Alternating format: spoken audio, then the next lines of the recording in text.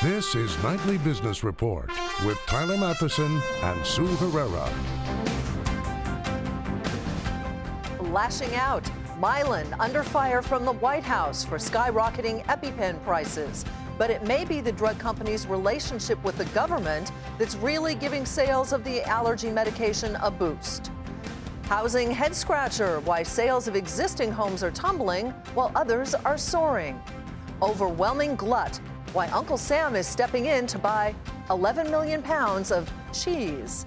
Those stories and more tonight on Nightly Business Report for Wednesday, August 24th. Good evening, everybody, and welcome. I'm Sue Herrera. Tyler Matheson is off tonight. The chorus of critics is growing. The White House, the American Medical Association, Democratic presidential candidate Hillary Clinton, the Committee on Aging. They are all adding their names to the list of those concerned about the rising price of EpiPens, the medication that can stop life-threatening allergic reactions. As the criticism grows, so does the pressure on shares of EpiPen maker Mylan. Shares fell 5% today and are down about 12% since Friday. And as Meg Terrell reports, Mylan's relationship with Congress has played a big role in the growth of EpiPen sales.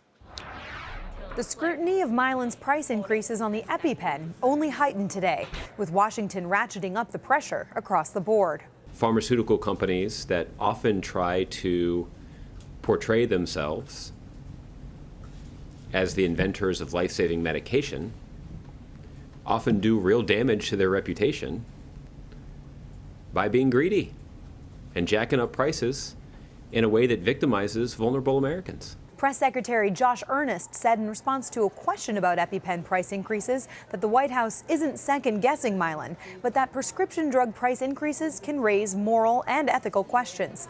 Presidential candidate Hillary Clinton also weighed in, tweeting that EpiPens can be the difference between life and death. There's no justification for these price hikes. The price of EpiPen has risen more than 500% to more than $600 for a pack of 2 in the past decade. Heather Brecht has stirred up a hornet's nest. Industry leaders commented as well, with former Medtronic CEO Bill George criticizing Mylan CEO Heather Brecht for the increases. But it didn't end there. The Senate Aging Committee sent a letter to Mylan requesting information about EpiPen pricing and a briefing to committee staff within 2 weeks. That's the same committee that held hearings on drug pricing earlier this year, focusing on Valiant Pharmaceuticals and Turing Pharmaceuticals. That's the company founded by Martin Shkreli. Mylan said today in a statement, quote, "We've reached out to every member of Congress who sent us a letter, and we look forward to meeting with them and responding to their questions as soon as possible." Mylan's government relationships may be important to supporting growth of EpiPen sales. The company successfully lobbied for the passage of a 2013 law, the School Access to Emergency Epinephrine Act, which provides incentives for schools to stock emergency supplies of epinephrine, the key ingredient in EpiPens. So Congress got in the middle of this, including a number of Democrats, including Senator Bernie Sanders and Elizabeth Warren, and said we want them to do this, but didn't think about what the market effects were going to be. Since 2013, EpiPen sales have grown by more than 25%, according to Cowen Research, from $843 million in 2013 to more than $1 billion last year. Now, the drug maker has been lobbying Congress for another bill to require epinephrine stocking on airplanes. Government attention on drug pricing is never good for stock prices, and drug makers felt the impact today. Not only did Mylan's stock continue its decline, but pharmaceutical companies across the board ticked lower as Washington ratcheted up the pressure. For Nightly Business Report, I'm Meg Terrell. Pfizer's spending spree continues. The Dow component has agreed to buy part of AstraZeneca's antibiotics business for more than $1.5 billion. That acquisition would shore up Pfizer's portfolio of older products that it sells. Earlier this week, we reported that Pfizer was buying Medivation, the maker of a prostate cancer drug, for about $14 billion. Shares of Pfizer finished the day just slightly lower.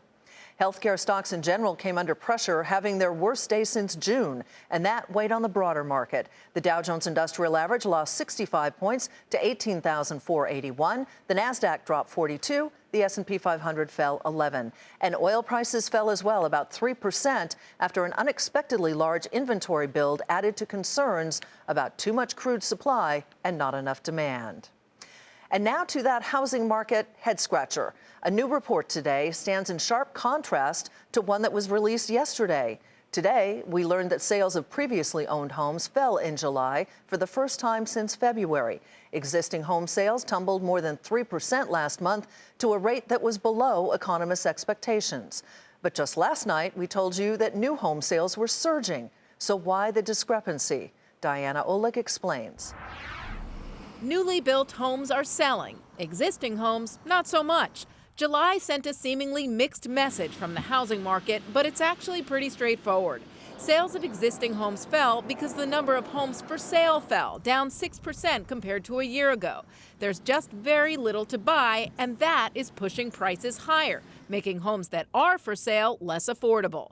Realtors say people just aren't excited to shop in today's tight market, and buyer traffic is slowing down. Newly built homes, on the other hand, are benefiting from the lack of existing supply. Also, the jump in July for builders was driven by huge gains in the South, where builders are putting up more homes at cheaper prices. New homes make up just under 10%, though, of all home sales today. We have a housing shortage. The economic incentive should be there for the more building to relieve that inventory. We're not getting that. Because builders are up against permitting and labor issues and higher costs overall, especially in big cities, which is where most young buyers want to be. For Nightly Business Report, I'm Diana Olick in Washington. Housing has been one of the bright spots in the economy and something that the Federal Reserve watches closely when making a decision on interest rates. And today, a central bank official said that he expects the Fed to raise interest rates this year. Dallas Fed President Robert Kaplan did not say when he thought rates would go up or by how much, but he did hint that an increase may be getting closer. And hints are just what investors will be looking for when Fed Chair Janet Yellen speaks in Jackson Hole, Wyoming on Friday. But as Steve Leisman reports, many economists and strategists believe the path of interest rate hikes is anything but clear.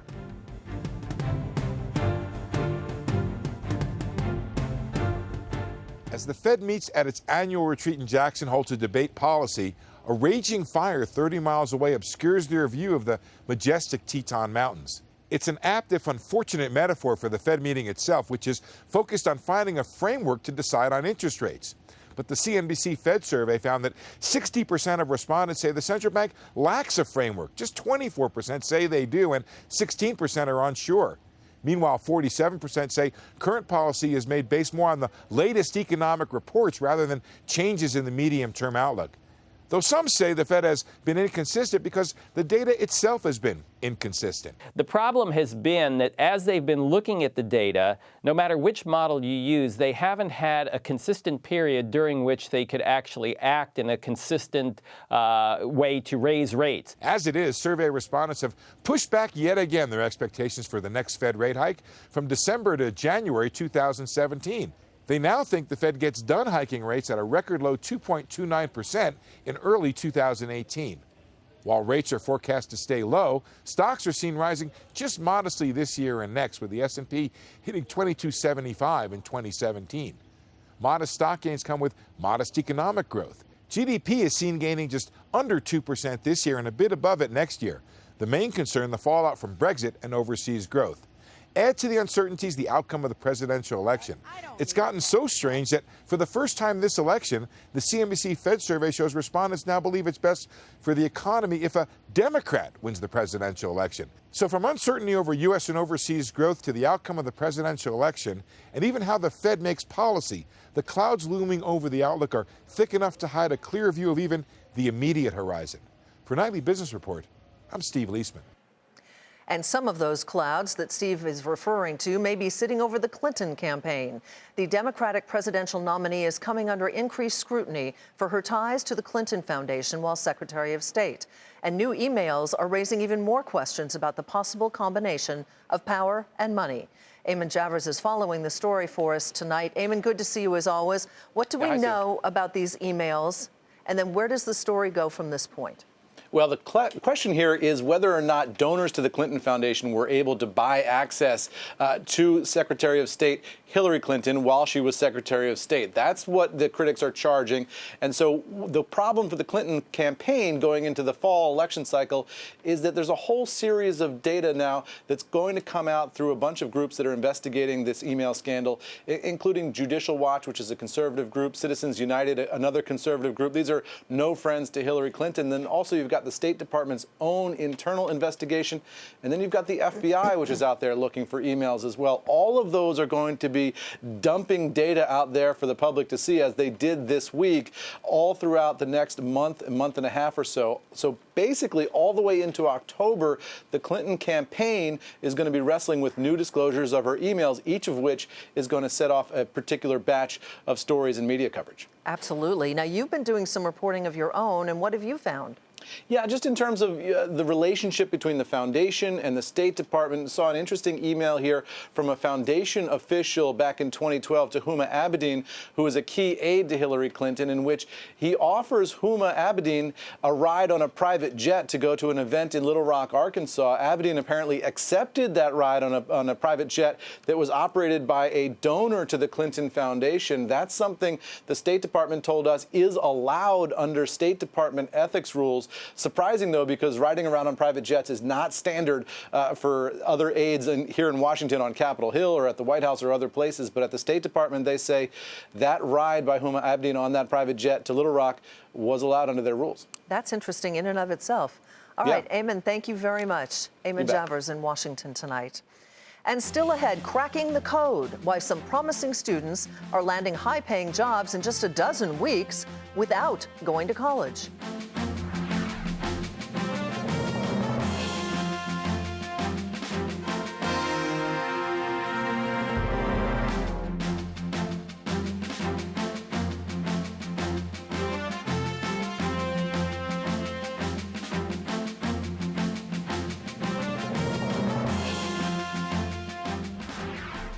It was a ruling 10 years in the making, and a district judge denied bail to the man at the center of one of the last remaining criminal cases from the Dotcom era. Earlier this week, we reported that the founder of Comverse Technology was coming back to the U.S. to face the music after nearly a decade in Africa. Today, he was in court, and Scott Cohn was there.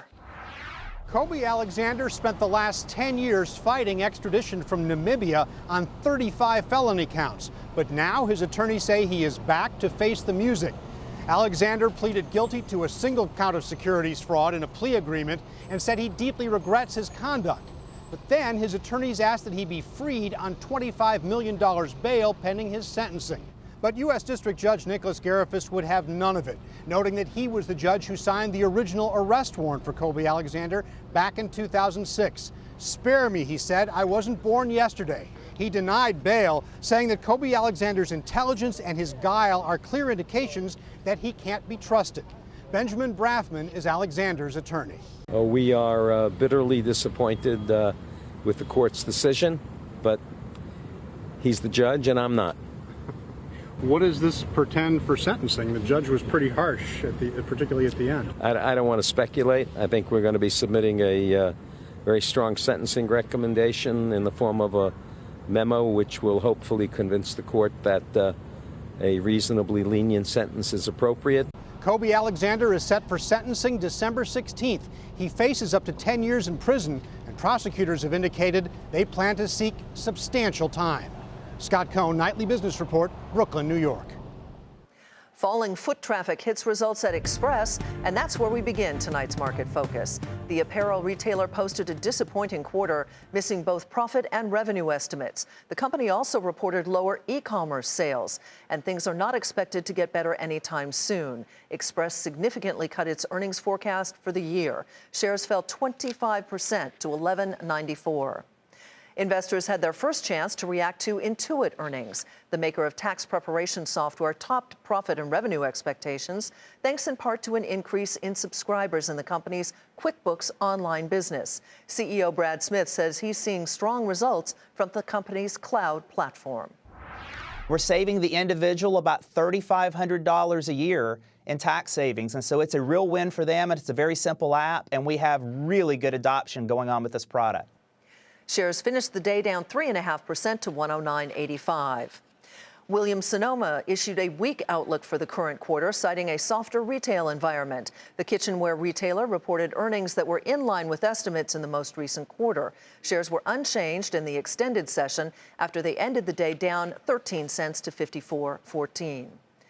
Weaker printer sales dragged down profit and revenue at HP. The company is also forecasting profit growth below analyst estimates because of the slowing demand for printers. That news sent shares down in after hours. The stock finished the regular session down 1% to $14.40. And PVH, which owns the Tommy Hilfiger and Calvin Klein brands, saw its profit rise, surpassing analyst estimates. Revenues at the company also rose, and the retailer lifted its full-year earnings guidance. Shares rose just marginally in the extended session after ending the day down 73 cents to 108.82. Ride-hailing service Uber is now offering a new perk for some of its drivers. The fast-growing startup is partnering with an online investment company called Betterment to help employees set up retirement accounts. The pilot program will help drivers in certain markets open up an IRA or a Roth IRA without a required minimum balance. The first year will be free. Silicon Valley-based Uber says it's working with Betterment to roll out the plan nationwide. And also in Silicon Valley, coding boot camps are getting the attention of promising software engineers, which hope to land a high-paying job in just a dozen weeks. And as Aditi Roy reports, some students are now choosing these programs over college. These students are jam-packed into a room, sitting elbow to elbow for up to 16 hours a day, 6 days a week for 12 weeks. They're part of Hack Reactor's Coding Boot Camp, one of dozens of schools across the country that within just a few months turn students into software engineers and catapult them into high-paying tech jobs at companies like Google or Facebook. Hack Reactor's co-founder says the intensity of the program is the key to its success. I think people underestimate how much you can learn in a short time frame, and you can really compare and contrast the difference between different modes of learning. If you've ever taken a language class in high school or in college versus actually going to that country and immersing yourself. 98% of Hack Reactor students land jobs after graduating. The average starting salary, $105,000 a year. The tuition here is close to $20,000, 1/10 of what students pay to go to elite colleges. And many students are turning to coding camps instead of going to college or grad school. One of them is Musin Abdul Musawir. The Hack Reactor program was going to give me the skills that would translate directly into a job. The computer science route, while it's something I may still explore later on, wasn't necessarily what I felt was going to get me in the job and get me working and get me the skills I need to work and also build up my own ideas. He says he doubled his salary after the program, now working as a software engineer for Esurance. Hack Reactor says by 2017, it expects to graduate 4,500 students and have alumni at 500 companies. People generally presume that the way that we get jobs for grads is through relationship building. And we do a lot of that. And that is a really effective mechanism for placing students. Maybe about a third of our students get offers through that mechanism, through relationships we built directly with people we put them in touch with directly. But mostly our graduates are just good enough that they can walk in the front door. Now, some students can even apply for federal grants and loans to attend certain coding boot camps. President Obama has called these camps the ticket to the middle class. For Nightly Business Report, I'm Aditi Roy, San Francisco. While big tech firms in Silicon Valley hire coders, small businesses in Cleveland are also adding to their payrolls. The city has become a hotbed of startup activity. And as Kate Rogers reports, the growing number of entrepreneurs is helping put Cleveland on the comeback trail. With a historic NBA championship win for the Cavaliers and the recent Republican National Convention under its belt, Cleveland is proving it's ready for the national spotlight. Now the city's startup scene, rebuilt after being torn down by 2 recessions, is fighting for a shot of its own. Tom Licks, founder of Cleveland Whiskey, launched his business in 2013 after selling his software company in Boston. The startup uses new technology to accelerate the distilling process from years to days, something that may not have been as easy to build in a more crowded city. Jumpstart Inc. is helping local businesses. The seed fund launched 10 years ago and has invested $35 million into nearly 80 companies that have gone on to generate $2 billion. 30% of those investments are in women and minority-run businesses. A decade ago, places like Cleveland didn't really fully understand the importance of small and medium-sized companies. They maybe weren't fully appreciated or understood a decade ago, but now everyone really believes that it's the future of our city's economy. Nationally, the Cleveland Metro ranks number 12 for small business growth, according to the Kauffman Foundation, with 1,100 small businesses for every 100,000 residents in the area. Local groups like the Detroit Shoreway Community Development Organization have helped raise $30 million to revitalize once troubled neighborhoods like the Gordon Square Arts District. The organization helps mom-and-pop businesses with resources and real estate. Neighborhoods are getting stronger. People are moving back into the city from the suburbs, from other cities. There's a strong desire to be here. It's an affordable place to live. They have a lot of amenities. And people are moving here quickly. The downtown in Cleveland is being revitalized with billions of dollars in new construction and an influx of new residents. Since the early 2000s, they've seen a jump of nearly 80% in population and a nearly 70% increase in millennials. More people means more business, and startups like Old City Soda are leaning on the support of locals as they continue to grow. The best part about starting here for us is being part of the revitalization and knowing that we're part of that growth. The country is watching, and now it's time for Cleveland startups to shine. For Nightly Business Report, I'm Kate Rogers in Cleveland, Ohio. Coming up, taking a bite, why the U.S. government is buying tens of millions of dollars worth of cheese.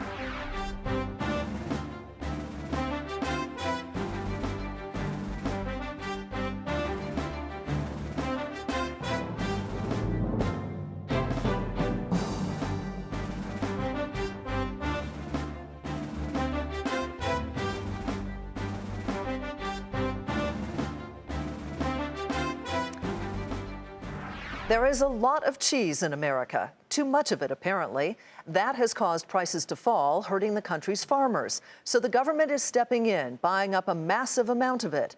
And as Eric Chemi tells us, this isn't the first time that Uncle Sam has helped give a market a boost. There are mountains of cheese in America, so much so that the surplus is at a 30-year high. Now the U.S. government is going to buy a lot of it. 11 million pounds in all at a cost of $20 million. What's happening in the cheese market is a classic case of supply and demand. A couple years ago, cheese prices were much higher. Farmers wanted to take advantage of that, so they rapidly expanded production. As the supply of cheese grew, prices fell, and dairy farmers suffered a 35% drop in revenue. That's less than 1% of the cheese currently being stored in the U.S. Our inventory is at a 30-year high right now. It's sitting at about 1.25 billion pounds of cheese. The USDA just purchased 11 million pounds of cheese, so we have to put that in perspective. But it could help. The problem wasn't just an increase in supply. Demand slowed as well.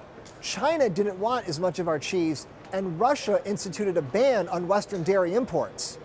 Over 1,200 dairy farms shut down last year due to low prices. 61 congressmen and senators wrote a letter to Agriculture Secretary Tom Vilsack asking for assistance. The money comes from a program that's part of the Agriculture Act of 1935. The government reserves a percentage of taxes on imports, setting it aside to make food purchases when needed to stabilize prices. The food then goes to food banks, pantries, international aid, and even prisons. In the past 2 decades, it has been used to buy dozens of different foods, with some of the biggest purchases being peaches, pork, beef, salmon, cherries, potatoes, apples, raisins, blueberries, and oranges. Despite this relatively small nick this purchase is making in the domestic cheese inventory, experts are optimistic it might spur higher prices in the always volatile commodity trading markets. For Nightly Business Report, I'm Eric Chemi. And as Eric mentioned, the government plans to give all that cheese to food banks and pantries across the country to assist families in need. And on that note, that is Nightly Business Report for tonight. I'm Sue Herrera. Thanks for joining us. We want to remind you this is the time of year your public television station seeks your support, and we appreciate it. We'll see you tomorrow.